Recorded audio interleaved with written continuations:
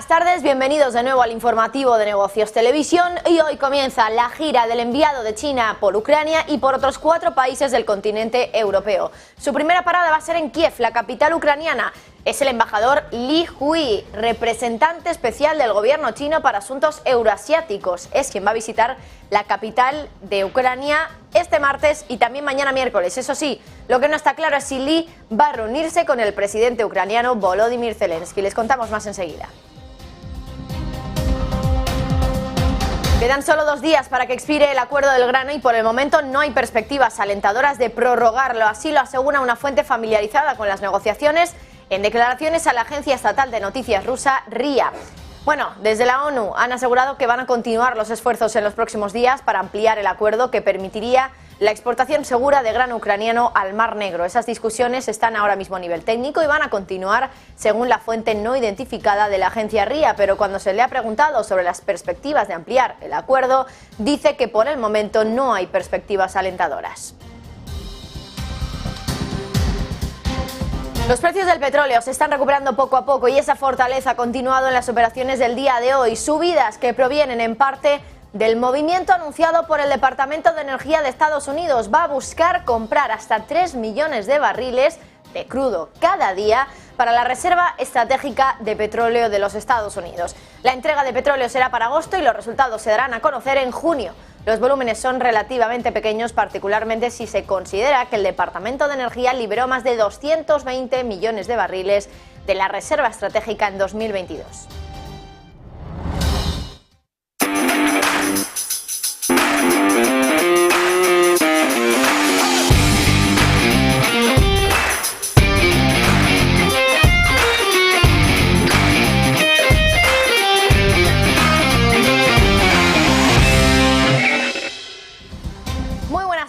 Como siempre comienza este informativo y lo hace también hablando de esa gira del enviado de China que ha comenzado ya en el día de hoy por Ucrania y también por otros 4 países en el continente europeo. Un movimiento de China, pues ya saben, para poder hablar, negociar algo más con Ucrania, pero también con Rusia, porque este enviado chino no solo va a visitar Ucrania, va a visitar también, por ejemplo, países europeos como Alemania, Francia, Polonia, pero también Rusia. Su primera parada, como digo, va a ser en Kiev, la capital ucraniana, y es el embajador Li Hui, el representante especial del gobierno chino para asuntos euroasiáticos, que es la persona que va a visitar esa capital ucraniana hoy, mañana miércoles también. Eso sí, lo que no está claro es si Li va a reunirse con el presidente ucraniano Volodymyr Zelensky. La llegada de Li se produce cuando Rusia intensifica los acuerdos, los esfuerzos más bien de guerra en la capital ucraniana. Las sirenas de ataque aéreo se han activado, de hecho, en Ucrania la madrugada del martes. Se escucharon múltiples explosiones en Kiev y marca ya el 8º ataque ruso en la capital solo este mes de mayo. Li también va a visitar Polonia, Francia, Alemania y Rusia, aunque el Ministerio de Relaciones Exteriores de China no ha confirmado el itinerario ni tampoco la duración del viaje. El portavoz del Kremlin, Dmitry Peskov, dijo el pasado viernes que una reunión con el presidente Putin todavía no estaba programada. Mientras tanto, Ucrania asegura que sus sistemas de defensa aérea han destruido un bombardeo de misiles rusos casi sin precedentes y que entre esos misiles se incluían 6 armas hipersónicas llamadas misiles Kinzhal que estaban dirigidas directamente hacia la capital, hacia Kiev. Así, Ucrania asegura que ha derribado un misil hipersónico de Rusia. Ya lo hicieron a principios del mes, cuando fue la primera vez que Ucrania derribaba un misil hipersónico ruso, y el jefe de la administración militar de la ciudad de Kiev ha dicho que el ataque fue muy intenso y que se dispararon la cantidad máxima de misiles en el periodo de tiempo más corto. Insistió también en que el enemigo había lanzado un ataque complejo desde varias direcciones simultáneamente, y en total 18 misiles, incluidos 9 misiles de crucero Kalibr y 3 armas lanzadas desde tierra, han sido destruidos según Ucrania. El presidente ruso Vladimir Putin ha promocionado el misil Kinzhal como parte de una nueva generación de armas hipersónicas estratégicas que presentó ya en 2018. Entonces alegaba que podían superar cualquier defensa aérea.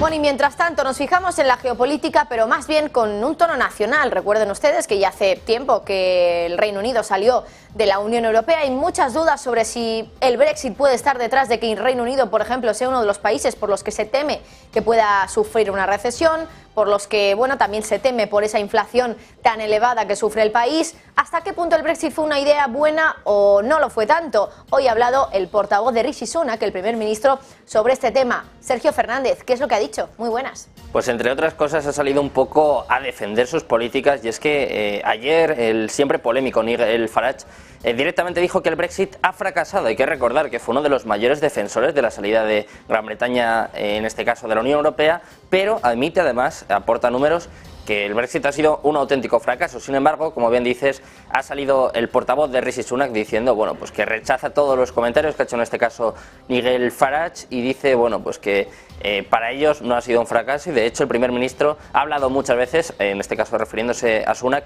ha hablado muchas veces sobre los beneficios del Brexit, y que lo ha hecho, bueno, en muchas ocasiones. Sin embargo, como te decía, Nigel Farage, que fue uno de los mayores defensores de la salida de Gran Bretaña de la Unión Europea, considera que el Brexit ha fracasado estrepitosamente. Hay que recordar que fue una de las figuras más famosas de la causa del Brexit, y admitió que no se ha beneficiado económicamente después de salir del bloque. Dice que lo que el Brexit ha demostrado, sobre todo, es que sus políticos son tan inútiles como los comisarios de Bruselas. Cree que han manejado la situación realmente mal, y además aportó una serie de datos demostrando que el Brexit había tenido un impacto económico negativo. Como te digo, Rishi Sunak lo niega, en este caso también uno de sus portavoces. Sin embargo, todo apunta a que a día de hoy, y como dice el propio Nigel Farage, que anda que no dio la turra con esto del Brexit, ha sido un auténtico fracaso, Marta.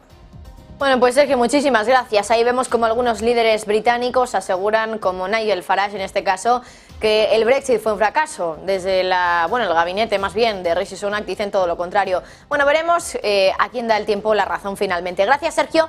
Miramos a los países de la OTAN porque aumentan lentamente sus gastos en defensa. Según un comunicado difundido hoy por el Instituto Económico Alemán IFO, solo 11 de los 30 estados de la OTAN, de la Alianza Atlántica, superan el porcentaje de gasto en defensa que tiene la OTAN como objetivo. Ya saben, es el 2% del PIB.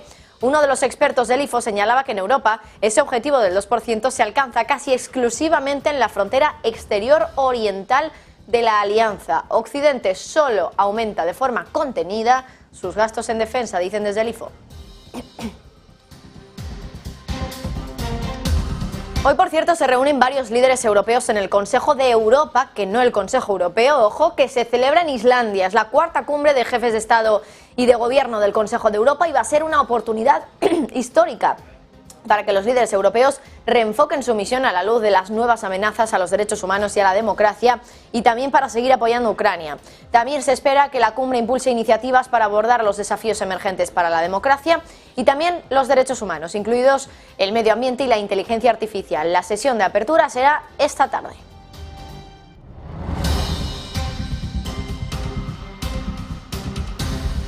La posibilidad de que Occidente mande aviones de combate a Ucrania parece estar más cerca. Francia dice estar lista para entrenar pilotos de combate de Ucrania. Lo ha dicho Emmanuel Macron, el presidente. En la cadena de televisión TF1 ha asegurado que el entrenamiento francés para los pilotos de combate ucranianos se coordinaría con otros países europeos, y asegura que las conversaciones también están en curso con los Estados Unidos. Si bien no descarta un cambio de enfoque, ya saben, Estados Unidos no ha negado su posición de que proporcionar aviones de combate a Ucrania sería una provocación innecesaria. Comentarios de Macron que se producen un día después de que el líder francés invite a Zelensky a una cena de trabajo en París. Quedan 2 días para que expire el acuerdo del grano y por el momento no hay perspectivas alentadoras de prorrogarlo. Lo asegura una fuente familiarizada con las negociaciones a la agencia estatal de noticias rusa RIA. Desde la ONU han asegurado que continuarán los esfuerzos en los próximos días para ampliar un acuerdo que permita la exportación segura de grano ucraniano al Mar Negro. Las discusiones a nivel técnico van a continuar, según esta fuente, pero cuando se le preguntó sobre las perspectivas de ampliar el acuerdo del grano, esta fuente dice que por el momento no hay perspectivas alentadoras. Insisten que es difícil decir qué va a ocurrir mañana. Tal vez, insiste, se logren avances, pero si hablamos de hoy, no hay perspectivas de ello. Ya saben que aunque las exportaciones rusas de alimentos y fertilizantes no están sujetas a las sanciones occidentales impuestas tras la invasión de Ucrania el pasado año 2022, Moscú afirma que las restricciones en materia de pagos, logística y seguros han supuesto un obstáculo para los envíos y quiere que en ese acuerdo del grano también entren las exportaciones rusas.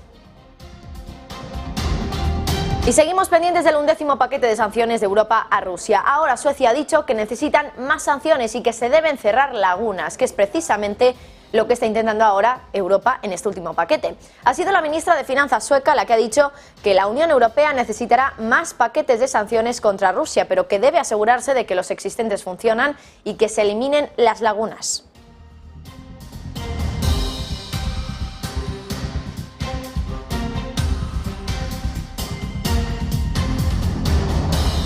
Hoy se ha hablado de ese 11º paquete de las sanciones en la reunión del Ecofin en Europa. Paolo Gentiloni, comisario de Economía de la Unión Europea, ha revelado que en la reunión, se va a desvelar a los líderes de finanzas de Europa una serie de datos que revelan el riesgo de la elusión de las sanciones. Escuchamos a Gentiloni. Thirdly, we will have an important discussion on sanctions and especially on how to address and avoid sanction circumvention. And I will inform ministers of several data emerging from our customs activity which are showing the risk of circumvention of sanctions and also this will be part of the 11th package of sanctions, how to, through customs control, limit and avoid circumvention. Bueno, y por cierto, la rueda de prensa posterior a esa reunión de los ministros de Finanzas y Economía de la Unión Europea se está produciendo ahora mismo y enseguida vamos a conectar con esa rueda de prensa para ver qué se dice, porque, ojo, también se está barajando acordar una taxonomía un poquito más, una fiscalidad más bien, un poquito más dura respecto a las transacciones con criptoactivos, así que vamos a estar pendientes porque desde luego que es una de las claves de esa reunión del Ecofin que se ha celebrado más bien en el día de hoy y que ahora se está celebrando la rueda de prensa. Más cuestiones de Europa. Hoy hemos conocido dato de PIB en la eurozona. La economía de la zona del euro ha crecido solo un 0,1% trimestral en el primer trimestre de 2023, un 0,2% si hablamos de todos los países de la Unión Europea.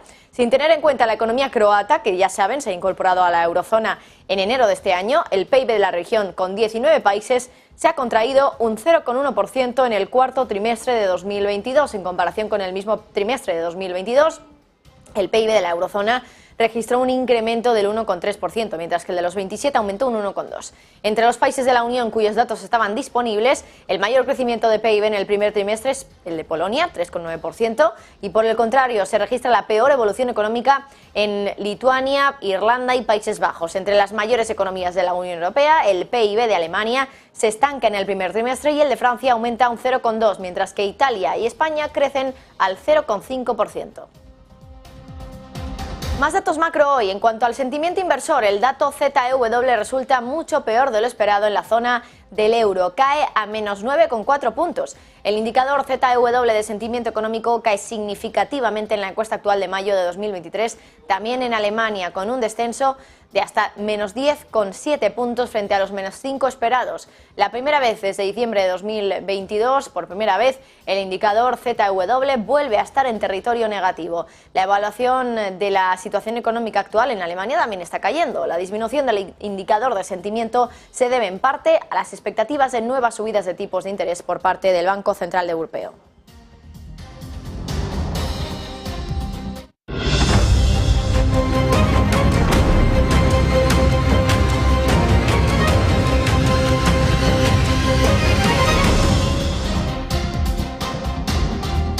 Tenemos datos ya de esa plataforma conjunta de compras de gas que estableció la Unión Europea hace ya unas semanas. El vicepresidente de la Comisión ha puesto números a ese desarrollo de la plataforma conjunta y Šefčovič ha asegurado hoy que más de 110 empresas se han registrado ya en la plataforma. Dice que los compradores y proveedores de gas se han emparejado para cubrir 10.900 millones de metros cúbicos de compras conjuntas de gas. El vicepresidente de la Comisión asegura que los proveedores de gas han ofrecido más de 30.400 millones de metros cúbicos de gas en un esquema de compra conjunta de esa materia prima.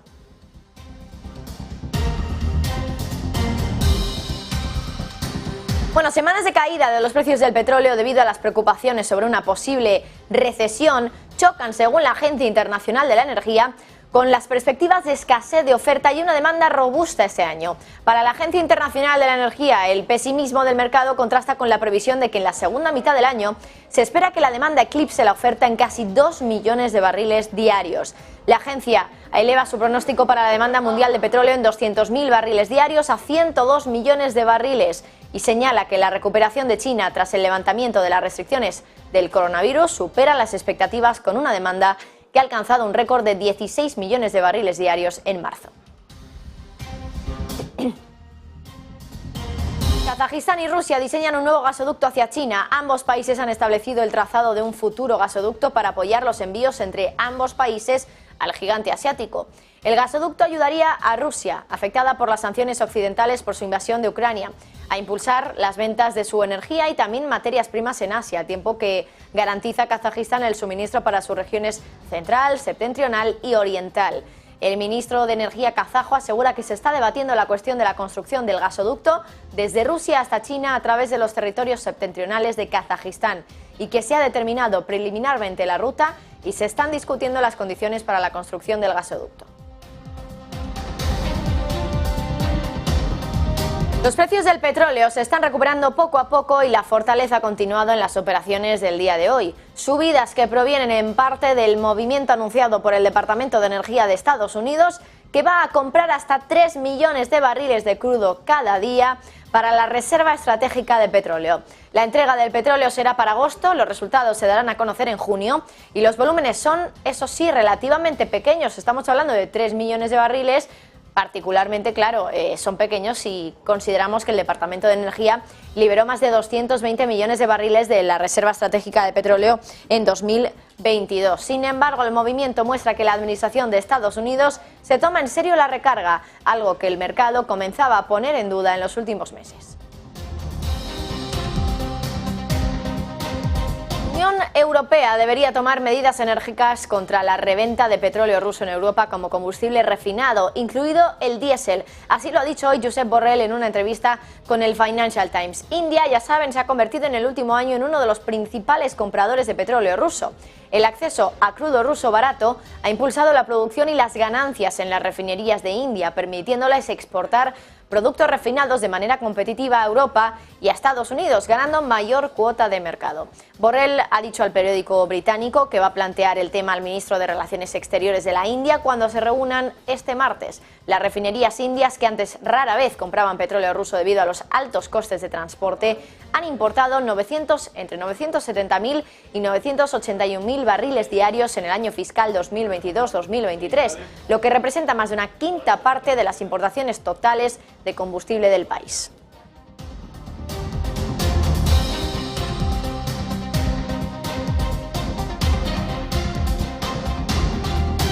Bueno, ya tenemos esa rueda de prensa del Ecofin, de la reunión entre ministros de Finanzas y de Economía, y es que precisamente en esa reunión que ha tenido lugar en el día de hoy, la Unión Europea ha acordado endurecer las normas sobre impuestos a las transacciones de criptoactivos. Bueno, siguiendo todo este tema ha estado Sergio Fernández. Sergio, cuéntanos qué es lo que está haciendo ahora mismo la Unión Europea. Muy buenas, Marta, pues estamos pendientes de esta rueda de prensa. Enseguida vamos a extraer todos los detalles, lo más importante que digan, pero de momento lo que te puedo contar, Marta, es que ha sido un día histórico para la industria cripto, y es que la Unión Europea ha dado un paso más hacia el establecimiento de un marco legal para los activos digitales después de que su histórico marco legal Markets in Crypto Assets, el famoso MiCA, recibiera la aprobación unánime. Estaban todos de acuerdo dentro del Consejo Europeo. Las reglas del MiCA, que se va a convertir en una de las primeras legislaciones integrales del mundo para la industria Web3, requieren que las empresas de criptomonedas, como por ejemplo los intercambios y los proveedores de billeteras, busquen una licencia para operar en todo el bloque. Además, los emisores de monedas estables deben tener unas reservas adecuadas. La legislación, como te decía, Marta, fue aprobada por unanimidad por los 27 ministros de Finanzas de los Estados miembros de la Unión Europea. Es un acuerdo completo, era muy esperado, ya que se aprobó ya el 20 de abril y hoy se ha dado el visto bueno. Todos los ministros estaban de acuerdo y sobre todo vamos a estar muy pendientes de lo que digan ahora y de lo que tú comentabas, de estos impuestos que van a incluir sobre todo a los exchanges y a las empresas pues que estén más vinculadas con billeteras, con lo que viene a ser la industria de las criptomonedas. Seguiremos muy atentos a esta rueda de prensa y por supuesto ahora bajo a contártelo. Pues Sergio, vamos ya con ese directo, esa comparecencia en directo de los líderes europeos. Ahora mismo estamos viendo ahí a Paolo Gentiloni, comisario de Economía, que, bueno, de momento, en este momento, no sé si está hablando Paolo Gentiloni, vamos a verlo. Bueno, pues tenemos ahí a Valdis Dombrovskis, vicepresidente de la Comisión Europea. Vamos ya con esa comparecencia. Turning to the economy, yesterday the European Commission issued its spring forecast, which upgrades EU's growth outlook to 1% this year. EU's economy is holding up remarkably well in very challenging global context. Energy prices have fallen significantly and returned to their 2021 levels. In addition, very strong global labor market has helped to strengthen economic resilience. However, this more promising outlook comes with risks. Core inflation remains persistently high. This could further erode people's purchasing power, slow investment growth, and impede access to credit. To keep inflation in check, we need to make sure that fiscal policy remains prudent. And of course, it's vital to maintain the momentum of reforms and investments set out in national recovery and resilience plans. As regards the Recovery and Resilience Facility, it's crucial that the plan's implementation continues to move forward quickly and smoothly. All measures, as we know, need to be implemented by 2026. Several countries have submitted their revised plans with addition of Repower EU chapters, which are now being assessed. The Commission also received notification by Member States of their intention to request additional RRF loans amounting to 148 billion euros. Each country concerned should follow up with a formal loan request by end of August, along with a revised RRP containing more reforms and investments and justifying the higher financing needs. If all requests materialize in full, this would leave around 80 billion euros of loans still available.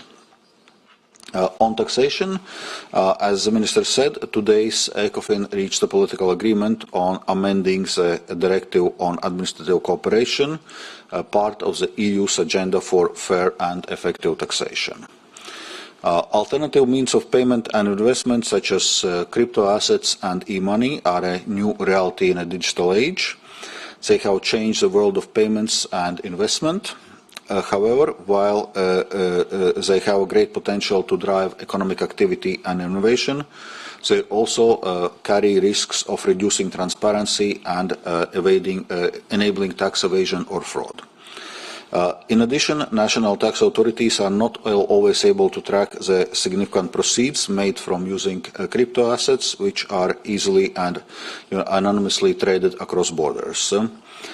It means that tax is not being paid effectively, which means a loss in tax revenues that could be used for the public good. So with today's agreement, crypto asset service providers will need to report domestic as well as cross-border transactions of clients residing in the EU. Member States will get the information required to make sure that taxes are paid on gains made in trading or investing in crypto assets, as they would be for any other financial assets. Lastly, on banking, we started the journey towards banking union more than a decade ago, and all in all, we have been successful. The EU's banking sector is strong and in a good shape. It has built up its resilience substantially. The EU system works well with strong rules that allow national authorities to handle bank crisis effectively, but we can make it better. And recent events in a global banking sector also demonstrate that we can never allow ourselves to be complacent.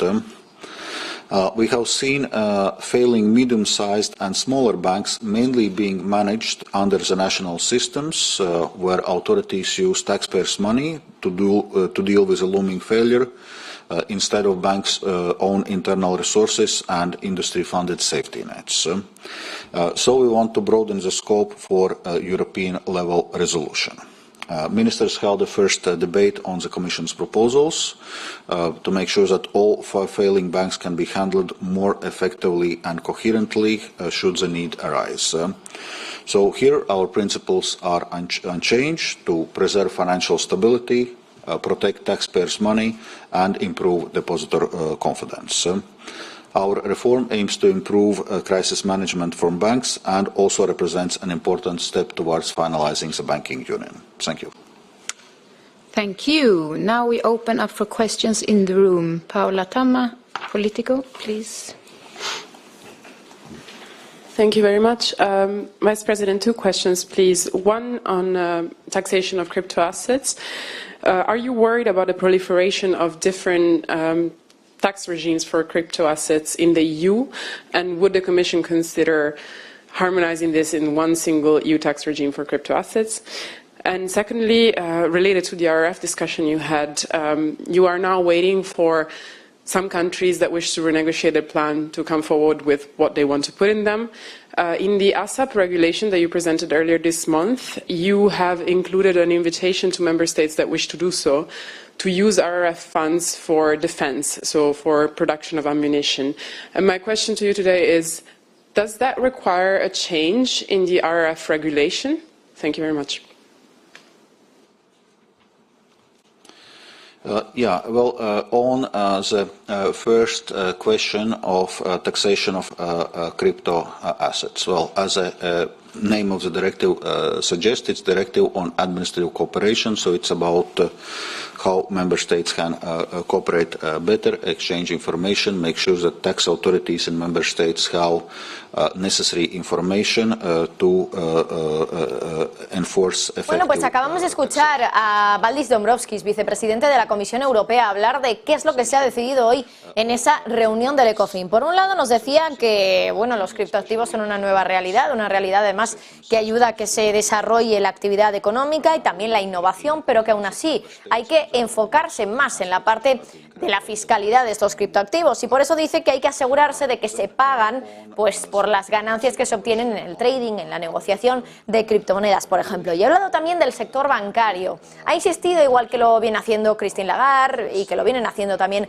otras autoridades europeas, insiste en el mismo mensaje de que el sector bancario está fuerte y que además está en buena forma, pero dice, no hay que ser demasiado complacientes, dice, no podemos permitirnos ser tan complacientes, se puede hacer mejor y, por ejemplo, dice que una de las maneras de hacerlo mejor es evitando que paguen el pato, que acaben pagando el pato de los bancos, de bancos fallidos, de bancos colapsados, los contribuyentes sobre todo, y por eso dice también que hay que ampliar un poco el espectro del mecanismo de resolución bancaria en Europa. Estamos ya con las preguntas, seguimos escuchando lo que responden los mandatarios europeos.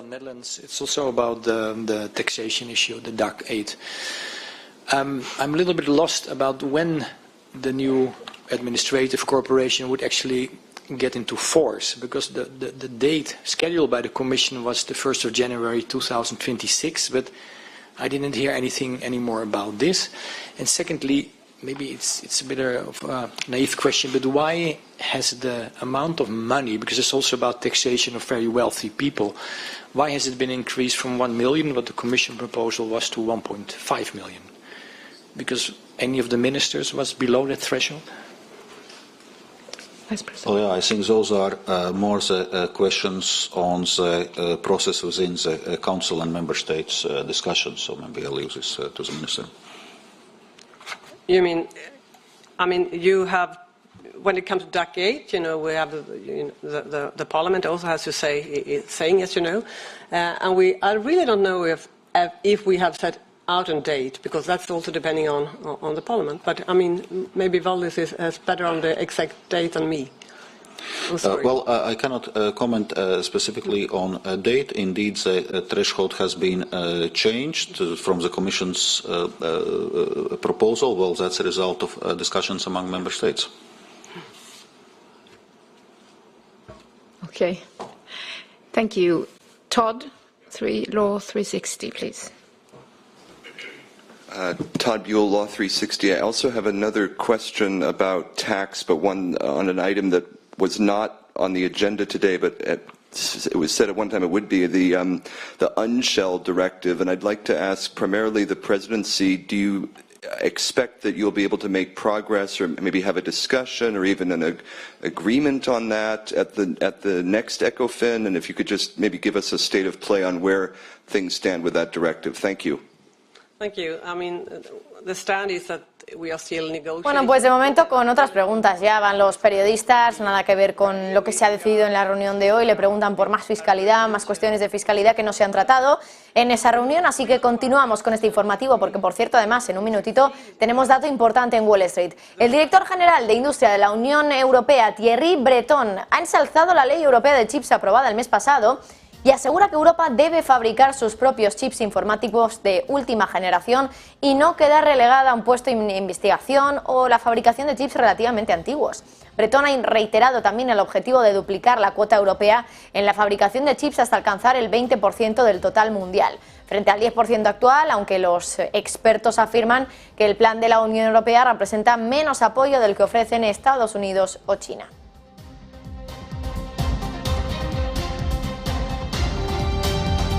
Bueno, y continuamos con más asuntos. Enseguida les contamos cuál es ese dato del día hoy en Wall Street, ventas minoristas. Antes una pausa, volvemos con el dato.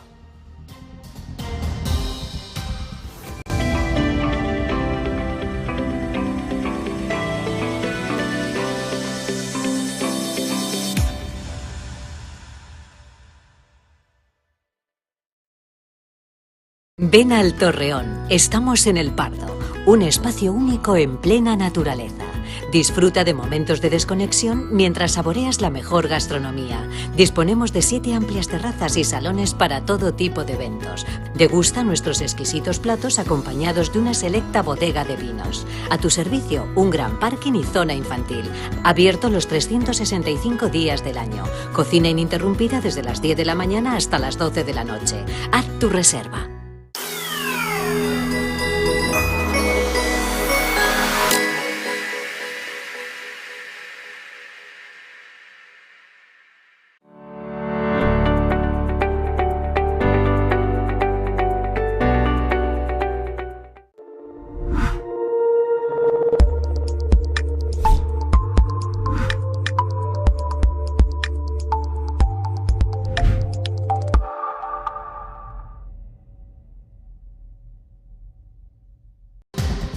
Pues desde luego que es el dato de la tarde, ventas minoristas en Estados Unidos, y ya saben que puede ser una especie de indicador adelantado de cómo va el consumo de los Estados Unidos. Ya saben ustedes que el consumo representa 2/3 de la economía, del PIB de la principal potencia del mundo. ¿Cómo ha ido este último mes de abril concretamente el dato de las ventas minoristas en Estados Unidos? Bueno, pues sí que es cierto que ha vuelto al crecimiento. Vuelve a crecer mes a mes las ventas minoristas, pero ojo, lo hacen a la mitad del ritmo que se esperaba. Se esperaba que pasara de un decrecimiento del 0,7% en el mes pasado, en el mes de marzo, a un crecimiento del 0,8%. Bueno, pues nada más lejos de la realidad. Finalmente ha habido crecimiento, efectivamente, pero es un crecimiento de tan solo el 0,4%. Se esperaba, como digo, el doble, un 0,8%. Así que bueno, ahí pueden ver dato de ventas minoristas que, bueno, según con que lo comparemos, es un dato bueno, un dato malo. Si lo comparamos con el dato del mes anterior, menos 0,7, con un crecimiento ahora del 0,4, no está mal, pero claro, se esperaba un crecimiento del 0,8%. Así que, bueno, desde luego que señal mixta, ¿no?, la que nos traslada este dato de ventas minoristas que acabamos de conocer y que mientras tanto ahora, bueno, pues podemos echar un vistazo a cuáles son las reacciones que estamos viendo en los futuros de Wall Street. Caídas en el S&P 500 del 0,16%, del 0,06% en el Nasdaq, caídas pequeñitas, muy tímidas para ambos índices en futuros, insistimos, todavía no tenemos la apertura de Wall Street, ya saben que será a las 3:30 como siempre, pero bueno, la jornada de hoy de momento en bolsa se avecina, por lo menos en Europa, en positivo. Veremos si cuando tengamos la referencia de Wall Street con esos datos a las 3:30, de la tarde, tenemos algún cambio también en los índices europeos. Ahora mismo tenemos subidas, como digo, en el IBEX, por ejemplo, el 0,28%. Tenemos repuntes también en otros índices como el Eurostoxx con un 0,15% arriba, CAC 40 0,04%, el DAX un 0,16%, pero en general el tono hoy es positivo, con, bueno, pues optimismo relativo, podemos decir, pero eso sí, con unos futuros de Wall Street que por el momento se avecinan en negativo. Mientras tanto, miramos a Francia, rivaliza con Estados Unidos en materia de industria verde y ha presentado un proyecto de ley de industria verde que incluye créditos fiscales y bonificaciones específicas para vehículos eléctricos. Bruno Le Maire, el ministro de Finanzas, ha presentado por primera vez los planes para la medida de la industria verde a principios de este año. Sergio Fernández. El gobierno francés ha presentado un proyecto de ley de industria verde que incluye créditos fiscales y bonificaciones específicas para vehículos eléctricos, buscando rivalizar con el apoyo de Estados Unidos para sus negocios en el cambio hacia una economía con menos emisiones de carbono. Dicen que es urgente responder a la ley de reducción de la inflación, ya que más de la mitad de la inversión industrial mundial se está concentrando en Estados Unidos. El gobierno dijo en una presentación de las medidas que también incluyen criterios climáticos más estrictos en las compras públicas y acelerar los procedimientos en las nuevas fábricas. Le Maire presentó por primera vez los planes para la medida de la industria verde a principios de este año, cuando los gobiernos de toda Europa buscaban una respuesta al proyecto de ley sobre el clima del presidente Joe Biden y su promesa de 369.000 millones de dólares en donaciones y créditos fiscales para la próxima década. Bueno, y seguimos cada vez más cerca de esa llamada fecha X en Estados Unidos, el momento en el que el país entrará en un posible default. Y Janet Yellen, secretaria del Tesoro, sigue advirtiendo de que Estados Unidos está pagando un precio por el fracaso a la hora de elevar el límite, el techo de deuda federal. Y mientras tanto, conversaciones entre la Casa Blanca y los legisladores de ambos partidos. Continúan esta semana esas conversaciones. En una carta a los líderes del Congreso, Yellen ha avisado de que ya se nota el aumento de los costes de endeudamiento para esos bonos que vencen a principios de junio, que es precisamente el periodo de tiempo en el que el Tesoro corre el riesgo de quedarse sin efectivo suficiente para pagar todas sus obligaciones. El presidente Joe Biden se va a reunir de nuevo hoy con los líderes del Congreso. Es optimista respecto a alcanzar un acuerdo, pero no piensa lo mismo Kevin McCarthy, el presidente de la Cámara de Representantes, que ayer restaba importancia a los posibles avances que pudiera haber en este aspecto. Bueno, y por cierto, mientras tanto, mientras Estados Unidos se acerca al default, aumenta también el coste de asegurar los bonos del Tesoro de los Estados Unidos. Eso a medida que el gobierno se queda sin tiempo para aumentar el techo de deuda y se acerca la posibilidad de quedarse sin dinero. Un coste de los swaps, de los CDS, que supera incluso al de algunos mercados emergentes, incluso Grecia. Raquel Rero, muy buenas. Hola, ¿qué tal? La crisis del techo de deuda nos está dejando imágenes insólitas para una economía como la de Estados Unidos, para la primera economía del mundo. Los swaps de incumplimiento crediticio, o los CDS, como los conocemos por sus siglas en inglés, de Estados Unidos, son ahora mismo más caros que los contratos de bonos tradicionalmente más arriesgados, como podrían ser los mexicanos, los griegos o los brasileños. Bonos más arriesgados porque ya han mostrado incumplimientos en ocasiones anteriores y porque tienen calificaciones muy por debajo de la AAA mayúscula que tiene Estados Unidos. Pocos inversores creen realmente que la economía norteamericana vaya a incumplir con sus deudas, pero con las posiciones entre republicanos y demócratas tan enconadas, el acuerdo por el momento está lejos, o incluso un impago técnico podría sacudir el mercado del Tesoro. Es un mercado, no lo olvidemos, de 24 billones de dólares y es en gran parte responsable de la estabilidad del sistema financiero mundial. Así que para los tenedores de CDS, esta especie de seguros contra impago, un escenario como este sería un escenario que derivaría en un importante beneficio, sería un escenario muy lucrativo. El pago potencial, según cálculos de Bloomberg, podría superar el 2.400%. Estos contratos contra un impago a lo largo del próximo año se han acercado a los 180 puntos básicos, cerca de su máximo histórico, y han superado incluso los niveles alcanzados durante los anteriores estancamientos en el techo de la deuda en Estados Unidos en el año 2011 y en 2013. No es el escenario, como decimos, más probable, pero lo estamos viendo en el mercado. Esas letras del Tesoro que vencen a principios de junio están mostrando ya signos de preocupación. Bueno, varias citas clave esta tarde, por ejemplo, la de Joe Biden con el presidente de la Cámara de Representantes, Kevin McCarthy, pero también la de los ejecutivos de Silicon Valley Bank y Signature Bank, que se van a enfrentar al Congreso de los Estados Unidos. Greg Becker, ex CEO de Silicon Valley Bank, el exfundador y presidente de Signature Bank, Scott Shea, y también el expresidente Eric Howell, van a testificar hoy ante el Comité Bancario del Senado. Será su primera aparición pública desde que sus bancos colapsaron, Silicon Valley Bank y Signature Bank. Y según el exconsejero delegado de Silicon Valley Bank, las subidas de tipos de interés y los retiros de depósitos fueron lo que hundió al banco. El argumento del ex jefe contrasta desde luego con los reguladores y ejecutivos de la industria bancaria, que culpan, por otro lado, a los gestores de Silicon Valley Bank por su incapacidad para gestionar riesgos de los tipos de interés o diversificar su negocio más allá del sector tecnológico altamente concentrado en el área de la bahía, en Silicon Valley. Bueno, será esta tarde, en torno a las 4 de la tarde, cuando comparezcan ante el Senado estos directivos de Silicon Valley Bank y Signature Bank. Vamos a estar desde luego muy pendientes aquí en Negocios Televisión. Y seguimos hablando de bancos. Morgan Stanley está considerando un recorte del 7% en su plantilla de banca de inversión en Asia-Pacífico. China va a ser el país más afectado, según Bloomberg, y el periódico asegura también que es probable que el banco comience a comunicarse con los empleados afectados esta misma semana, y más de 40 puestos de trabajo están en riesgo, incluidos los de la unidad de mercados de capitales. El banco tenía previsto recortar unos 3.000 puestos de trabajo en el segundo trimestre, según ha informado Reuters el día 1 de mayo, en su segunda ronda de recortes de empleo en 6 meses. Wells Fargo acuerda pagar $1.000 millones para terminar una demanda colectiva que le acusa de realizar informes erróneos sobre su cumplimiento con la normativa federal que siguió al escándalo de 2016 sobre la apertura de cuentas de clientes no autorizadas. Se trata de una de las 6 mayores demandas colectivas de valores de la última década. Los inversores demandaron al banco en 2020, alegando que su exconsejero delegado y otros ejecutivos habían hecho declaraciones en sus declaraciones testimoniales frente al Congreso, los inversores y también los medios de comunicación. Bueno, el acuerdo de Credit Suisse sigue dando mucho que hablar y ahora se enfrentará a una investigación histórica que, a pesar de que no va a evitar que el trato avance, es probable que proporcione información sobre quién movió los hilos en las reuniones confidenciales que condujeron a la adquisición. Sergio Fernández, cuéntanos.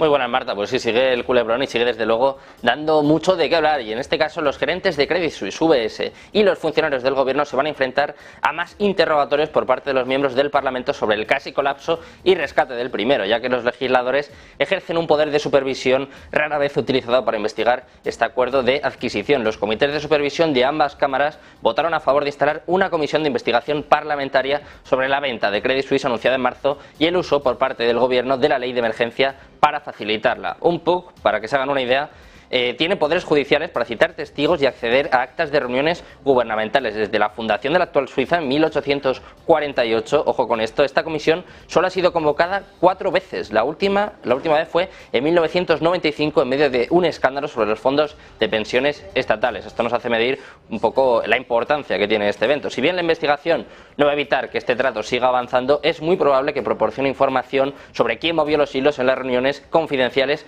que condujeron a esta adquisición y que, como te digo, Marta, sigue dando mucho de qué hablar.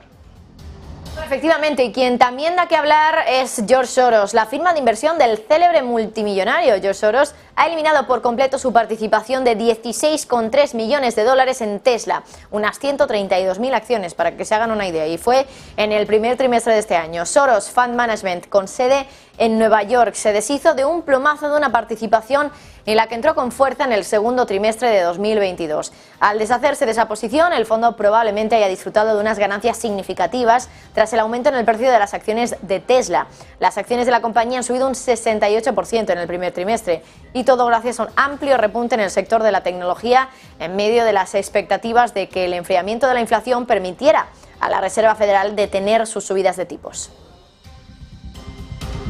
Elon Musk, por cierto, se ha puesto serio después de que Tesla registrara su margen bruto trimestral más bajo en 2 años y ahora ha pedido a sus ejecutivos que no hagan más contrataciones a menos que él dé su visto bueno. Sergio Fernández, cuéntanos. Elon Musk se pone serio, le dice al personal de Tesla que debe aprobar a partir de ahora todas las contrataciones. El CEO de Tesla dijo que la compañía no puede hacer nuevas contrataciones a menos que él las apruebe personalmente en un correo electrónico. Más les dijo a los ejecutivos que le enviarán una lista de solicitudes de contratación semanalmente. Eso sí, al mismo tiempo les advirtió que tienen que pensar detenidamente antes de enviar estas solicitudes. Dijo que nadie puede unirse a Tesla, ni siquiera como contratista, hasta que reciba su aprobación por correo electrónico. Cabe recordar que el mes pasado la compañía registró su margen bruto trimestral más bajo en 2 años, por debajo de las estimaciones del mercado, ya que recortó los precios de manera agresiva en mercados como Estados Unidos y China para estimular la demanda y defenderse de la creciente competencia. Se espera que el multimillonario se dirija a los accionistas de Tesla este mismo martes en la reunión anual del fabricante de automóviles en su sede de Austin, en Texas. Bueno, y con todo, mientras tanto, los futuros de Wall Street siguen cotizando en negativo y un poquito más cada vez, ¿eh? Tenemos al Nasdaq cayendo un 0,16% ya, el S&P 500 que se deja en futuros un 0,2%, pero eso sí, a diferencia de cómo está comportándose Europa, está todo en verde en el viejo continente. Sube el IBEX, sube el CAC, sube el DAX también, sube el selectivo español un 0,2%, el Eurostoxx un 0,12%, el DAX un 0,14%, el CAC 40 el que menos, eso sí, en algunos momentos de hecho hace nada, apenas unos segundos estaba dado la vuelta en negativo, pero ahora de nuevo está cotizando en positivo con un 0,02%. Así que hoy desde luego que la atención va a estar puesta en Wall Street, va a estar puesta también en esa reunión entre Biden y McCarthy y también en la comparecencia en el Congreso, bueno, en el Senado de los Estados Unidos de los exdirectivos de Silicon Valley Bank y Signature Bank. Muchas cuestiones en el horizonte, Estados Unidos comprando ya petróleo para esas reservas estratégicas de crudo que tiene el país, muchas